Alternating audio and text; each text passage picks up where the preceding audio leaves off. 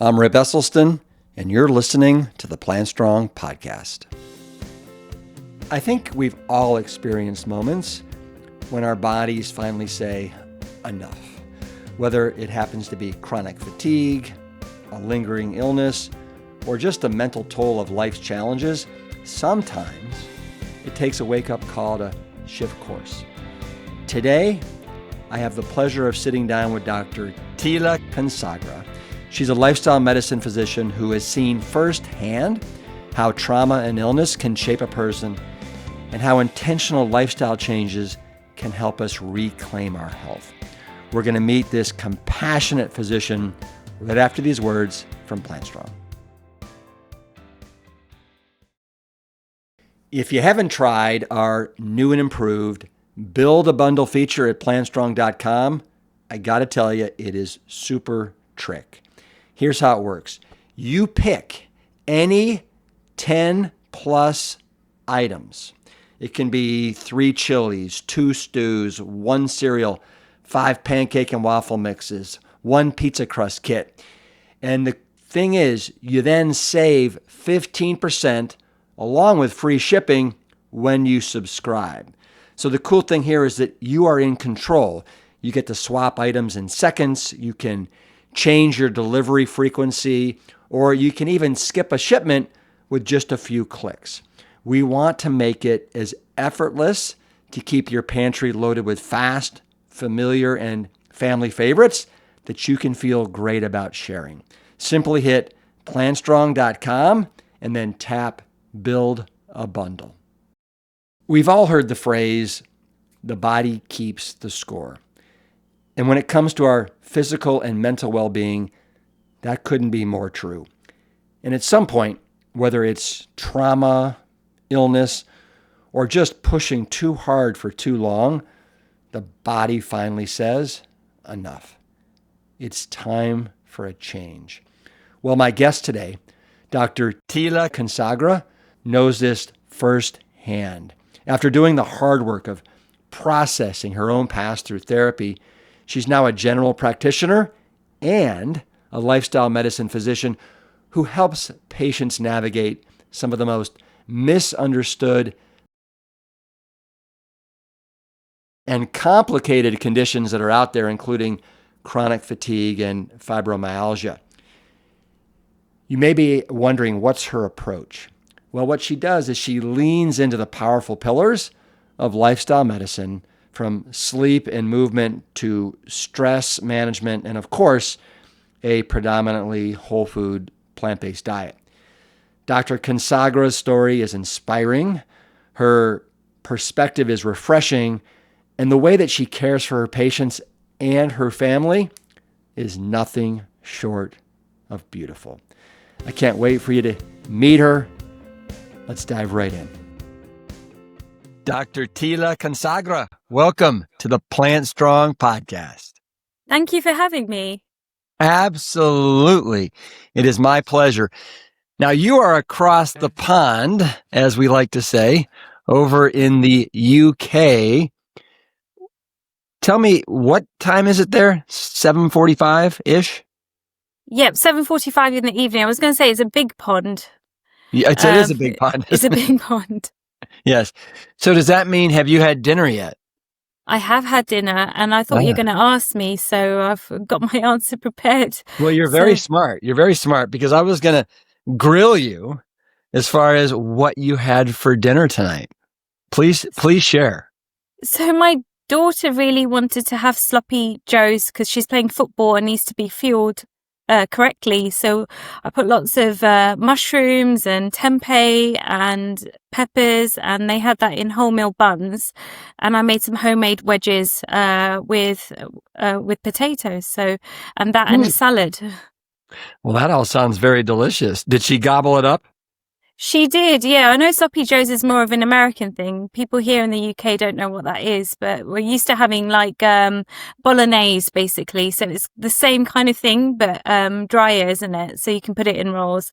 Yeah. How old is she? She is 10. She's turning 11 soon.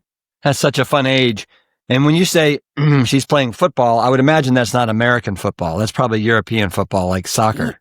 Yeah, European soccer, European football. So both my children play, so they really, really enjoy it. So Oh, and what's the age of your other child? I've got a son who's 8 years old as well. Oh, are they pretty close? Your son and your daughter? Yeah, I mean, they have their moments of fighting now and again, but they really do look after each other. So yeah, it's really nice. That's great. Now, you are a plant-based general practitioner. Would that be accurate to say that about you? Correct. I have subspecialized as well. So I do work as a general practitioner, so a family doctor, but I also specialize in chronic fatigue and fibromyalgia as well. But, we see a lot of patients with those conditions during general practice anyway. Yeah. Well, I definitely want to dive into that because I'm sure that the Plant Strong audience would love to know, as would I, a little bit more about chronic fatigue and fibromyalgia. So before we get into you and your medical practice and things like that, the professional side of Tila, I would love to know more about your personal side and your journey, because you grew up with Indian parents in the UK. So I'd love to know what that was like. I did have, quite a traumatic childhood, and I think that has led to where I am now. I do believe that everything happens for a reason. So both my parents are from India originally, but my father grew up in Uganda in Africa. And around that time, there were issues with Idi Amin. So a lot of Indians from there had to move to Britain. And because they moved back in the day, my grandfather had gone for opportunities in Africa to work there because it was under British rule. So they had British passports and came to the UK. And my father then married my mum, who's from India. And they ran a catering company. So that's where my passion for cooking and nutrition has come from, really. I remember growing up, filling samosas, peeling peas and cutting onions. I think that was the worst job I ever got, but lots of crying there. But so that's how I grew up. But I did experience quite a lot of trauma in my childhood, and kind of accidentally got into medicine because I was just always good at science, but I wanted to do something creative, but didn't have the confidence to go out there because back then my mum said, look, there's not many South Asians within that space. I wanted to do journalism.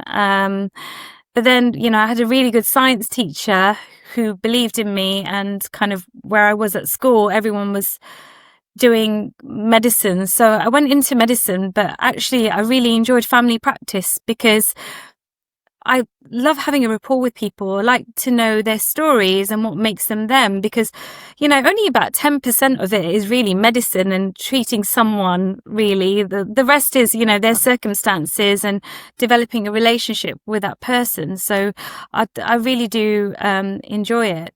Do you remember the name of the teacher that kind of instilled that confidence in you?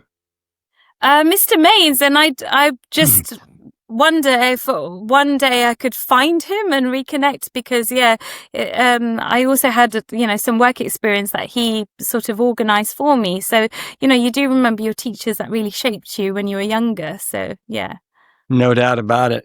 In high school, I had a teacher named Mr. Burkholder, and he was something else.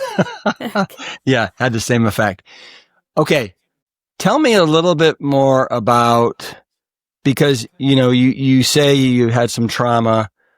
What happened with your father and some circumstances around him that I think shaped who you are today? So, I mean, it's difficult to reveal because obviously being younger and from the culture that I am, you're always told, don't reveal things about you. Like, it's kind of like airing things. But I realized with time and with therapy that, I wasn't in control of those circumstances. And actually, despite that, I've made a lot of change in a positive way. So has my mother. But ever since I remember, my father has been an alcoholic.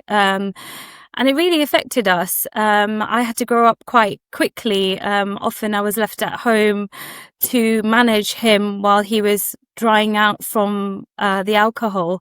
So, my mum will say, look, there's 3 cans of beer here. Make sure that you only give it to him if he really shouts. And she had to go to work. But we kind of normalized that in our society. And there was some patriarchy around that, in terms of, it kind of felt that we were at fault and that's why he drank, and it was always the circumstances or somebody else rather than the person who had that addiction. So I mean, for most of my life, of his life that I've known him, he was drinking. He did give up a year or 2 before he passed away. There was some physical abuse and emotional abuse as well from him, and emotional abuse from his family. But I can say that, for the last couple of years, maybe about 4 years actually, I got my mum out that situation, and we're both in a more positive place. And we like to share, doesn't matter, despite what's happened to us, we've worked through it, and we can have a laugh, we can have a joke and look at the positive side of things. My mum's in a cruise at the moment in Europe with her friends, and she's always out, she's always having fun.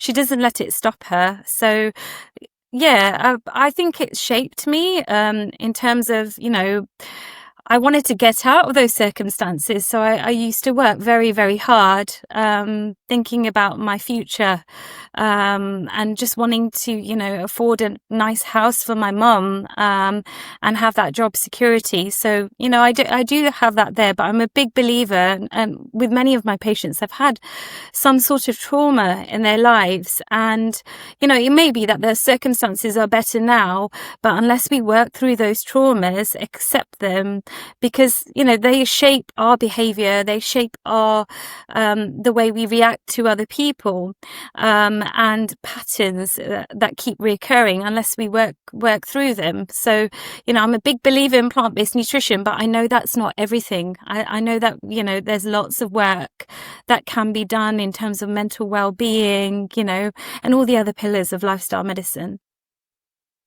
Just so I understand the timeline a little bit more. So you say that your father died. How long ago did he die? He was age 46. So I just turned 17 years old. And I'm now 41. So I don't know how many years that's been. It's been quite a long time. Been quite a long time. So when he died, were you guys in a dire situation as a family, as far as having to bring in money? Just your mom was working, or were you guys able to make ends kale?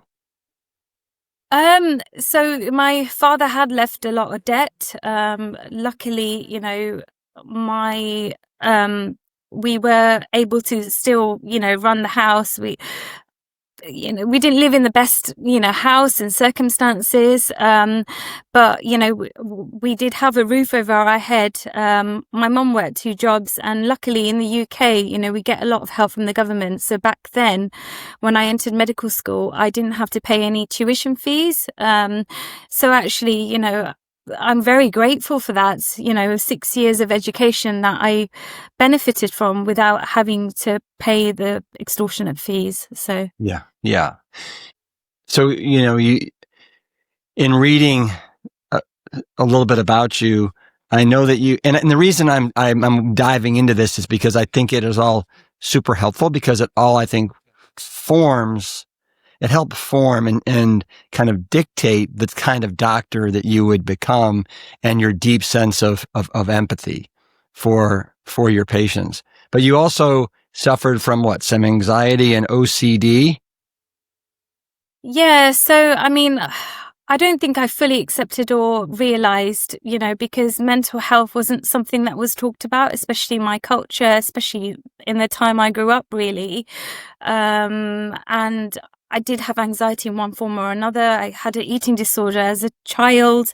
I was always anxious. People would comment that I was anxious, but I think it all came to a head when I had my second child. And OCD was a way of me trying to control my everything around me, really. I thought it gave me control when in fact it was giving me the opposite. Can you give me an idea of like what were some OCD tendencies that you had? So I know most people think of obsessive compulsive disorder around cleanliness, but actually there can be a number of different obsessions that people have. Mine, I think the way I look at it is the fact that, you know, growing up as a child, I didn't have that ideal house, that ideal upbringing. And so when I finally got that house, we moved to really nice to a nice place, and my OCD was centered around the house, you know, damage to the house. So, you know, if something would fall and it would dent something, my compulsion would be to check it. So it did, you know, not many people knew about it, only some very close friends if they came over, or my mother and my partner, really. But I worked through it with therapy. But I think also, you know, making the nutritional changes, you know, the effects it has on your gut microbiome, all of those things really helped. And even though I did some CBT, some cognitive behavioral therapy, but actually I think just working on the anxiety in general and the past trauma has really helped me overcome the OCD. I won't say, you know, everybody is always living with something. It's not like, you know, if you have heart disease, it's not like it's suddenly gone. If you go back to the same foods that have caused it in the first place, you know, you start getting the symptoms back. So it's always a work in progress, really. Mm-hmm, mm-hmm. Yeah. So you're able to reach out, get some help, plant-based diet and some other things. And it sounds like you're in a really solid place now. Yeah, definitely. Yeah. Definitely. Yeah. Wonderful. And so you have been practicing this kind of lifestyle medicine for how many years? So I would say I only took it very seriously about 4 years ago. And I think that's when I actually came across your sister's channel. I went plant-based way before then, but I think I was having a few doubts. And when COVID hit, literally I just thought, you know, sod it. So I kind of didn't have any nutritional knowledge when I first started. I kind of just said, look, I'm going to challenge myself to make everything out of whole foods. And I lost weight and I felt better. But then, you know, during COVID, I relied a lot on those, you know, we couldn't go out. So then it was like, oh, I'll try this product and that product, or the kind of ultra processed foods. And I'm not saying they don't have their place sometimes in people that are transitioning, or, you know, as a celebration. But, you know, that was forming the bulk of my calories. I regained some weight back, and then I was kind of questioning the sustainability of a plant-based diet. And then as you watch things on YouTube, you know, it went down the rabbit hole. I saw your sister's video with your mom showing how to cook onions without oil. Yeah, yeah. And I remember watching that and I'm going, is that really possible? And then I was worried, you know, if I introduce, you know, this many carbohydrates, am I going to be okay? And actually the exact opposite happened. And I was just amazed. Yeah. You are currently, are you working with a hospital? What kind of organization? Because it sounds like whoever you're working with is kind of in alignment with your values as a physician. Yeah, so I'm not currently working in those organisations, but I have been a specialist for 4 years in chronic fatigue syndrome and fibromyalgia. I started out in Hertfordshire Community Trust, so it's a area around London, and then also for University College Hospital in London as well. So I worked within those specialties for about 4 years, but I brought that expertise into just general practice. So I work in general practice at the moment. Well, I think it's time. I mean, I'd love to jump into your specialty of chronic fatigue and fibromyalgia. I think for starters, I think it might be nice for the listeners as well as myself to understand what is your definition of both. So chronic fatigue syndrome is a condition where there are 3 cardinal symptoms. So there's no real test for it. It's a diagnosis of exclusion. That means we have to make sure that there isn't anything else contributing to the condition. But it's a syndrome. It's people share the same constellation of symptoms. And the 3 symptoms are post-exertional malaise. So that means every time you do a physical activity, you are tired out of kilter of the activity. It might be delayed. It might be, I don't know, you emptied the dishwasher or you went to meet a friend, and then, 6 hours later or a day after, you are extremely fatigued. You can't, move or function the way you used to. And then you have unrefreshing sleep. So it doesn't matter how long you sleep for, that sleep is not refreshing. And that's, without any other condition contributing to it. So you can't have something like, obstructive sleep apnea, for example, that's disturbing your sleep. And then brain fog. So obviously we need to make sure, especially in our elderly patients, that it isn't, dementia. But that's another symptom as well. And then you get lots of other, I don't want to use the word minor, but these aren't the cardinal symptoms. So for a diagnosis, you need all 3 of those. But then there can be other symptoms like temperature hypersensitivity. It might be POTS. So every time you stand up, your heart rate goes up. Your blood pressure may go down, you may feel dizzy. So there's loads of other symptoms. People may find that they get infections quite easily, their glands swell up. So those type of things. Oh, you asked what fibromyalgia is as well. I did. And again, that is a condition of exclusion as well. I mean, you can also have metabolic conditions like heart disease, for example, and also have fibromyalgia. But it's a diagnosis of exclusion in the sense that you have chronic widespread pain and it's not accounted for by any other physical conditions such as rheumatoid arthritis, for example. So you have normal blood markers, but it causes very extreme chronic pain. And you can have overlap with chronic fatigue syndrome. So many patients that have widespread pain can have fatigue, but we tend to diagnose according to which symptoms are the worst. So if the fatigue is the worst, then we say chronic fatigue syndrome with features of fibromyalgia, and the other way around if the pain is worse than the actual fatigue. That's really, really interesting.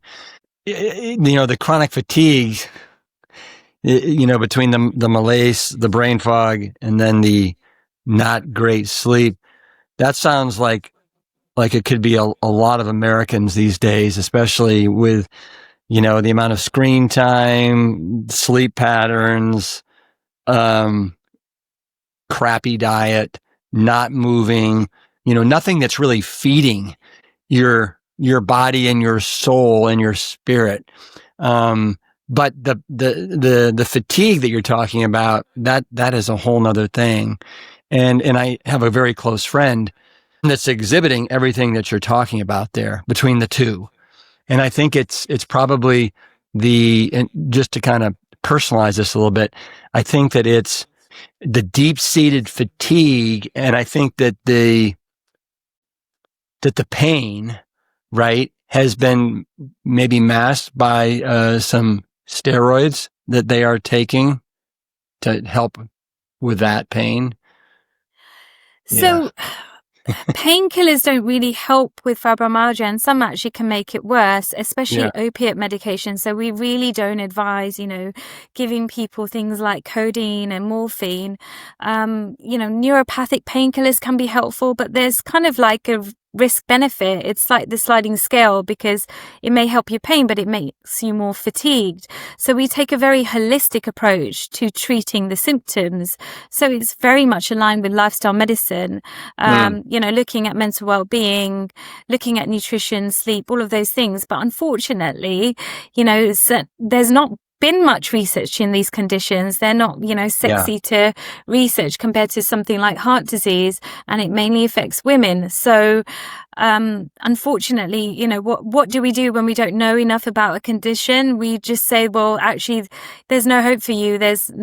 We can treat the symptoms, but you can't get better from this. And I refuse to believe that when we don't have evidence of any lasting damage, I believe it's not helpful. And in fact, it can be dangerous to tell somebody that there's no hope of them getting better.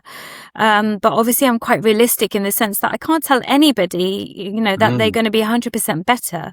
Everyone's circumstances are different. There are things that aren't under our control too, but we can be in control of what we can be in control of. And we know how powerful lifestyle medicine can be. So, I just think that there needs to be more research into it, but the treatment is holistic. There isn't really a pill that's going to take this away. And, a lot of my patients are on lots of supplements as well. And again, supplements are there to supplement. If there was a supplement cure of chronic fatigue syndrome, no one would be seeing me on this list of things that they take, basically. Yeah. Give me an idea. How many patients are you seeing on average a week? Not for chronic fatigue, but just in general. And then I'm wondering what percentage are you seeing that have the chronic fatigue or the fibromyalgia or both? So being tired or being fatigued in general is so common. I think it was estimated to be like a fifth of general practice consultations. It feels like it's a lot more. And my idea might be skewed because everyone's like, oh, go and see her. She's a chronic fatigue doctor. So I probably do get everybody. But I like to say that, fatigue is such a general symptom. It's such a non-specific symptom of every single condition, because if you think about the word disease, it's exactly what it says on the tin. Dis-ease, you don't feel well, right? So many people want to have, a neat little box. They want to have a diagnosis. But, what are we going to do with that diagnosis if there's no treatment for it? So I always say, the aim is not to give you a label. It's how am I going to actually get you better? So often, many of my patients that are diabetic, for example, will go, well, it can't be the diabetes because I had the diabetes diagnosis a while ago. I've only become fatigued now. Our health's not static. And I try to explain, why would you be fatigued with diabetes? For example, you're not getting glucose into your cells. You've got insulin resistance. How are you going to feel when you're not putting your main source of energy? It's not getting into your cells. You're going to feel fatigued, aren't you? So I like to try and explain in a relatable way, not putting blame on anyone, not saying that this is your fault, but in a more positive way that there's lots we can do about it.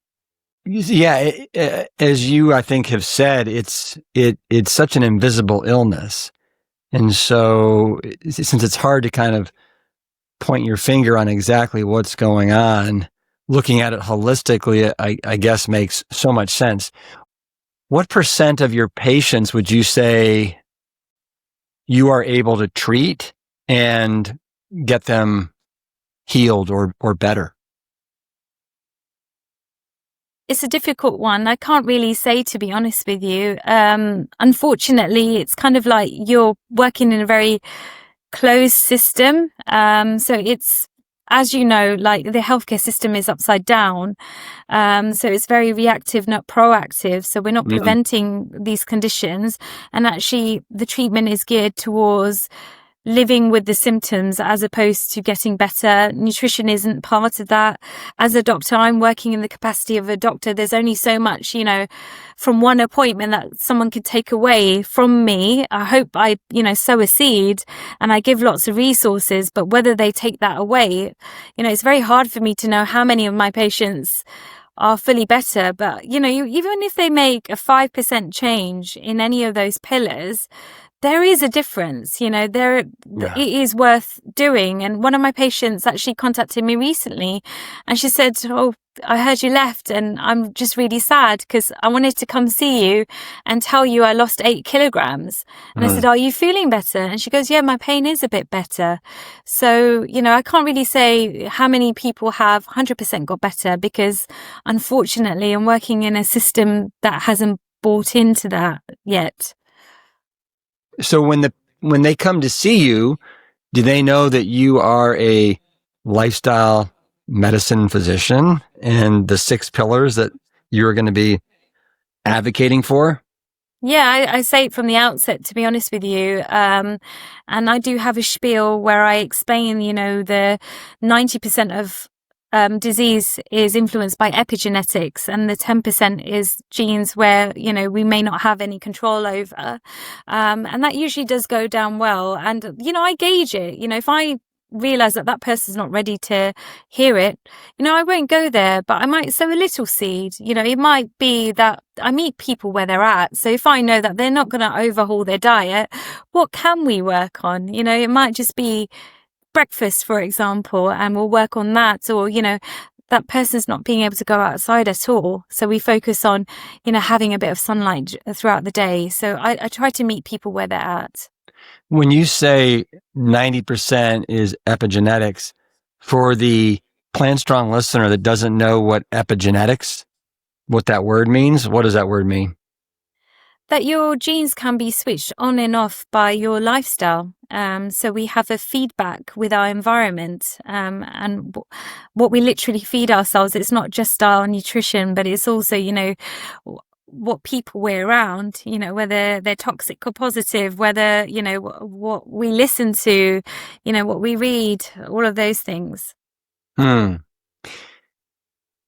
So is it fair to say then that the vast majority of the patients that you see come to see you for chronic fatigue and or fibromyalgia? Is that fair to say? Yeah, but I'm a general practitioner, so I treat every single condition. And like I say, fatigue is part of most conditions anyway. So, we know we know a little about every single condition. Yeah. I'm trying to understand over in the UK what the ethos is like there around plant-based nutrition and lifestyle medicine. Is it something that is like widely accepted? Is it just starting? Like, where's the needle? Like here in America, we're if this is all, full on, we're here, right? And I'm wondering where you are in the UK. Probably there. So not as much as the US, but maybe I'm only seeing it within the plant-based space, right? So I don't know how it is in the bigger environment. I'm going to say it is difficult, and it's mainly not actually the patients, it's other health professionals. So there's 2 types. So there will be ones that haven't bought into lifestyle medicine at all and feel it's dangerous you giving that advice, and over-investigate and over-medicate. Then you've got people having the lifestyle medicine conversation, but it can be in a different way. It could be keto, for example. And we all know, how that is in terms of it. Yes, it may cause some weight loss initially, but it increases your risk of all-cause mortality and cardiovascular disease by above 50%. So unfortunately, we have, the diabetes care here is very much around low carbohydrate diets. We've got someone called Dr. David Unwin, who is kind of propagating the whole low carbohydrate meat heavy approach, unfortunately. Boy. So that you get a lot of that misinformation. Yeah, so you've got that over there as well. I'm sorry. We have a wonderful organization, Plant-Based Health Professionals UK, headed by Dr. Shireen Kazam, who's making, so much progress in terms of, changing hospital food, for example, and, Dr. Gemma Newman as well. So there are doctors out there, but I think lifestyle medicine is still in its infancy here. Yeah. Yeah. I saw on one of your YouTube channel videos. You had one of your doctor physician friends on there, and you two were talking about the organizations and societies, and is there consensus within these organizations around a prescribed nutrition pattern that that makes the most sense for prevention of cardiovascular disease, diabetes, cancer, etc. And do you remember what your answer was? Yes, so it was Dr. Sandhya Raman who was on my show, and she's a brilliant physician. She basically writes the guidelines for the cardiovascular societies, and she was saying that there is consensus among every single society about a more plant-forward diet. But unfortunately, like in medical school, we are not taught nutrition. So everyone's idea of good nutrition really differs. Well, I guess what's surprising to me, and I'd love to know your opinion, is that if the European Society of Cardiology, the European Society for the Study of Diabetes, the American College of Cardiology, the American Heart Association, if all of these associations have put plant-based first and foremost and front and center, how is it that the physicians that are required to have continuing education credits, right? So many per year, have not got on board with this message? Are they just what's your opinion? Because they're focusing on allopathic medicine, they're focusing on, the drugs that treat a certain condition. Also, within the UK, we have the National Health Service. And I think it's amazing, at the point, anyone gets ill, we have a free healthcare service. It's very, very valuable. But then, with the fact that, the government is funding this, the negatives are that, resources are short, right? Health professionals have 10 minutes per patient. Literally someone's got to come through the door and lift their shirt up to be examined, and the 10 minutes is gone. So it's hard to have those conversations within that time, but also the education is around the reactiveness to a condition as opposed to actually preventing them in the first place. And I really do wish that we had that focus, because, a lot of the complaints are, I can't get an appointment with my doctor. The ambulance has taken hours to get there, but doesn't matter how many appointments, how many ambulances you provide, if everyone's getting chronically ill, if the numbers are rising, we're never going to meet that demand. That's the problem. Yeah. Well, I mean, it's so unfortunate to me that we cannot get consensus, even though it sounds like we do have consensus in the societies, that is then filtered out to the public. That, hey, if we can all rally together and eat in this fashion, this, if we can collectively get behind this, we can do amazing things for the health of this country, for our healthcare system, for the physicians that are trying to take care of us. Your former British Prime Minister, Winston Churchill, he said regarding Americans, well, actually, he said the greatest asset any country can have are healthy citizens, right? And then he followed that up by saying regarding America, he said, and the thing about America is America always gets it right, but only after they've tried everything else. So, you guys need to be the shining example of what can be, and then we can follow suit. I think, there's this kind of misconception that we're not as unhealthy as America. But actually, I've heard this saying that the British population, we're the Las Vegas of Europe, in terms of when it comes to health, which sounds horrible to say.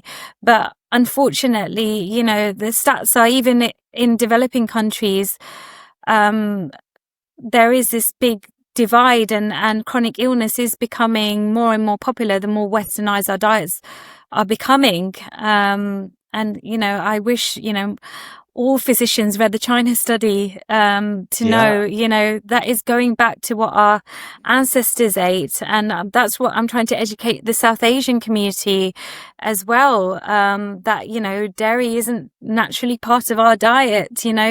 It's a more of a Western concept that has been kind of like integrated into our diets a lot more. So it's difficult. And unfortunately, politics is very polarized as well. Yeah. And to get votes and things, the last government was very much kind of like, we support our farmers, dairy farmers. So I believe when I turned vegan, there was a lot of information out there about plant-based diets, about the environment, but suddenly there's this kind of anti-vegan movement going on.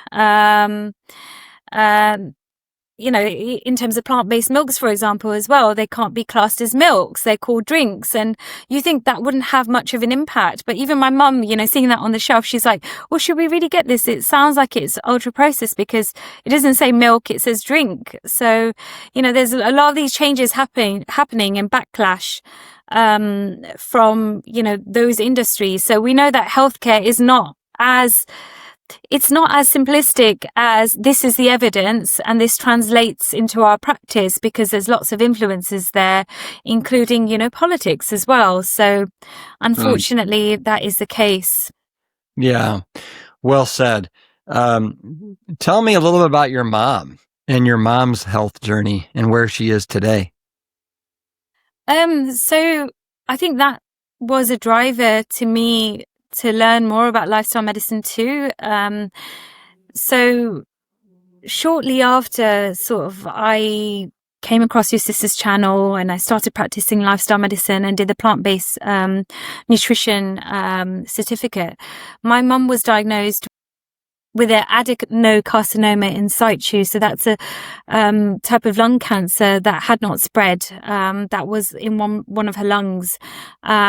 She'd just come back from India and COVID had just hit. And was she a been smoker? losing weight. No, she was never a smoker. My dad was a heavy smoker though, and he was smoking around her. So I don't know, for example, but she had lost weight. I was worried about her. So she had a chest x-ray, which showed up a shadow, and that shadow didn't move or shift with antibiotics. So then she had a CT scan, and just surprised to hear that this was a lung cancer in situ. And, given my anxiety and the environment around us at the time, obviously there was COVID, vaccinations went out, and I was just really worried for her. She had an operation.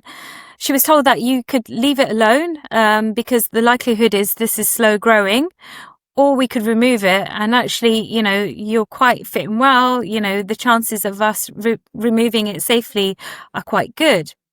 So she had the tumor removed, but then our sort of guidelines are that each patient needs to be followed up for 5 years with serial CT scans. And the serial CT scans found that there were changes in both lungs that had appeared that could be cancerous. So there's always that worry and that trepidation, but what are we in control of? Again, we can only do so much. So I kind of got my mum into plant-based nutrition. And the funny thing is, during COVID, I was going to her house, which is 20 minutes away, to pick up things or drop food around. And she'd say, I've made this thing with dairy in it. You can have it sometimes. And I said, no, I can't have it. Mum, I'm vegan. And she'd go, you're too extreme, blah, blah, blah. And then we got COVID, and I thought this is the perfect time for Mum to come and stay with us because we know we've had the infection. We won't be infectious to her now. And she came to stay with me. And actually she saw this is not hard. I actually enjoy the way she's eating. Half her plate is salad. It's our cultural foods just made in a healthier way. And she embraced it. And also, her exercise tolerance had gone down really low because, she was told this myth that you must not move. So she was staying in bed all day, and I'm phoning her going, I don't want you to have a pulmonary embolus. You need to walk up and down the stairs at home. So literally, her exercise tolerance had really reduced. She had, a third of her lung removed as well. So obviously that was going to have an impact. So I got her to exercise. I got her to walk to the park. And slowly but surely, she increased that. She now has a massive backpack and she goes to work 40 minutes away, and she's got so much energy. She's dancing and everything. And actually, every time we got to a doctor's appointment, so it's our 4th year follow-up. I think she's actually only got 6 months left of follow-up. And they told her that actually the changes have regressed. One lung, there's completely no change. I can't say it's attributed to the diet. We think it may be an infection or non-specific inflammation as opposed to a cancer. But, she's still taken charge of her health in a way she can, if you know what I mean.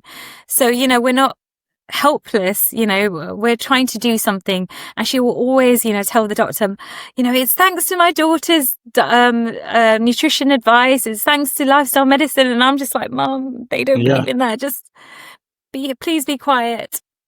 Well, she's excited. And you two are adorable on your YouTube channel. So nice. Thank you. Nicely done. Yeah. It's so great that she has embraced it so wholeheartedly. How do your children feel about it? Are they all about it, or do they have any kind of misgivings that they're missing out on, the other stuff? So they were quite young when we transitioned. My son was just a baby, so he doesn't really remember eating meat. My daughter does, and I remember at first there was a little bit of arguments over it, and I turned vegan before everybody else. And I was making completely plant-based meals at home, but they would eat it outside. But then slowly but surely, everyone just embraced it. They're not 100% vegan, so they will have some dairy outside. But it's difficult because my partner's not fully vegan, but he is like 99% of the time.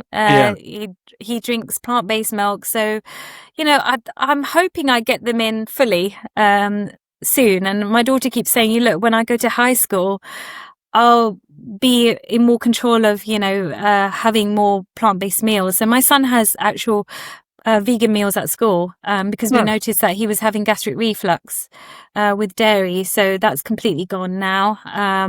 And he had eczema, which has got better as well. So, they enjoy it. They kind of like educate their friends as well. So I have to tell them that they have to be careful with the way they put it out there. But they enjoy food and, whatever I prepare or my husband prepares. So, and they love making salads now as well.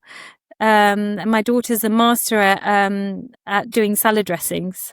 Does she have a favorite salad dressing that you can share with us? It's a really simple one. I've shared it on my channel. It's just sumac and it's pomegranate molasses, basically. But it just gives this nice, sweet, tangy flavor. What was the first thing you said?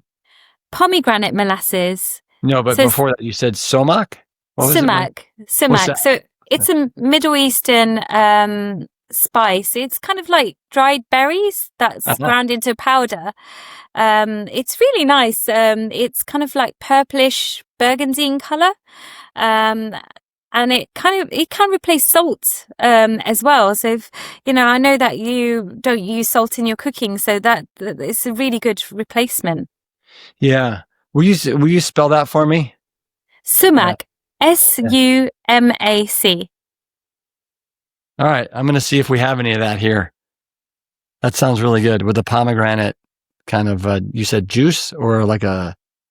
So I use, I could probably pronouncing it wrong, but Odysseus brand. I don't know if you get it in the US, but it's just 100% pomegranate molasses. So it's the syrup. There's no sugar or anything. It's just the juice, basically.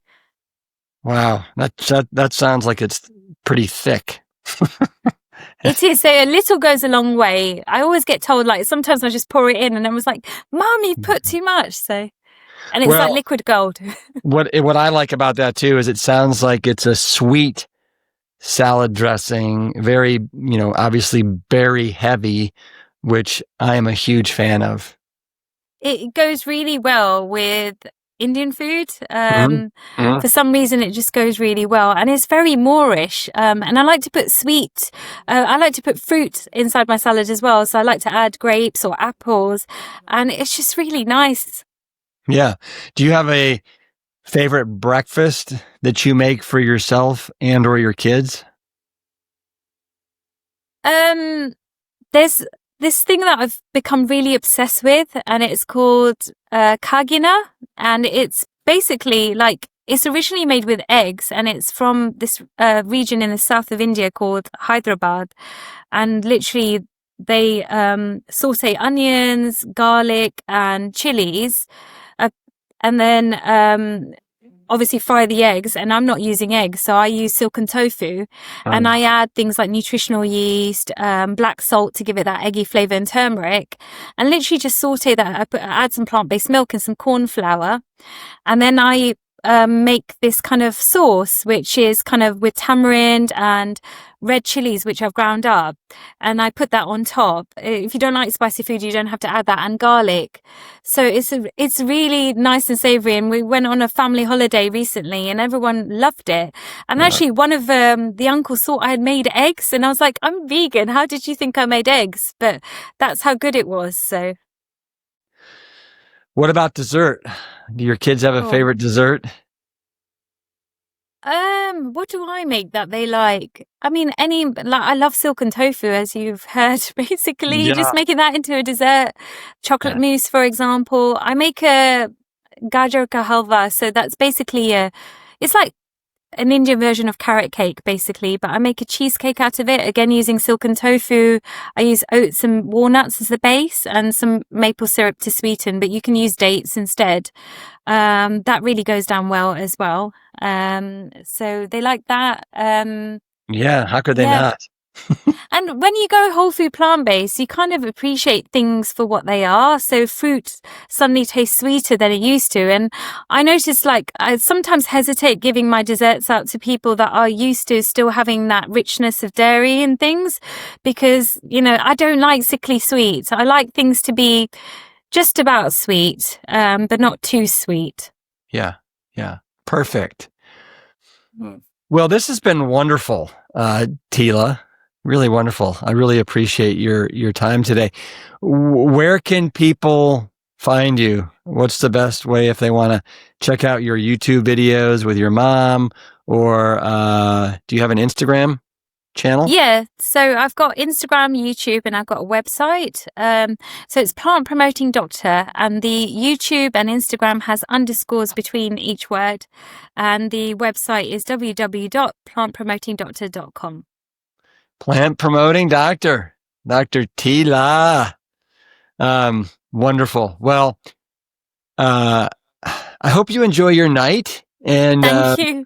And please give my best to your children and your mother, and I hope to see you one day. Thank you. Yeah. Can you give me a Plant Strong fist bump on the way out? Boom. I don't know if it's the right side. There you go, right there. Boom. All right. Bye. Bye. Thank you. I absolutely love how Dr. Kansagra brings so much compassion and wisdom to her patients and reminds us that healing isn't necessarily about a quick fix. It's about caring for the whole person. If you're interested, she has a fantastic YouTube channel, and she also works one-on-one with people who are looking to improve their health and their well-being through lifestyle changes, particularly by adopting a more whole food, plant-strong diet. If you want more information on that, you can visit plantpromotingdoctor.com, and as always, I'll be sure to drop a link in the show notes to make it a snap. But until next week, do me a favor, be compassionate with yourself, and if you need to, seek the help that you may need. And as always, always keep it plant strong. The Plant Strong podcast team includes Carrie Barrett, Lori Kordowich, and Amy Mackey. If you like what you hear, do us a favor and share the show with your friends and loved ones. You can always leave a 5-star rating and review on Apple Podcasts or Spotify. And while you're there, make sure to hit that follow button so that you never miss an episode. As always, this and every episode is dedicated to my parents, Dr. Caldwell B. Esselstyn Jr. and Ann Cryle Esselstyn. Thanks so much for listening.